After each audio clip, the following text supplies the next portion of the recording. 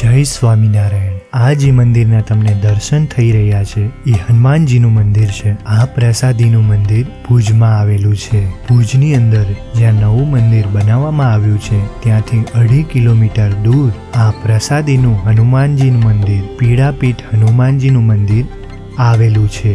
અને જ્યારે શ્રીજી મહારાજ ભુજ આવતા હતા ત્યારે આ પ્રસાદીનું પીડાપીઠ હનુમાનજીના મંદિરે જરૂરથી આવતા। તેથી આ જગ્યા પ્રસાદીની છે અને એ પ્રસાદીની જગ્યાના ભાગરૂપે અહીં ચરણાવીન પધરાવીને ઓટલો બનાવવામાં આવ્યો છે અને ઘનશ્યામ મહારાજની મૂર્તિ પણ પધરાવવામાં આવી છે। તેથી જ્યારે તમે ભુજ જાઓ ત્યારે આ જગ્યાનું દર્શન કરવાનું ભૂલતા નહીં। આવા ને આવા વિડીયો જોવા માટે ચેનલને સબસ્ક્રાઇબ કરો અને ઇન્સ્ટાગ્રામ અને ફેસબુકમાં જોતા હોય તો લાઈક અને ફોલો કરવાનું ભૂલતા નહીં।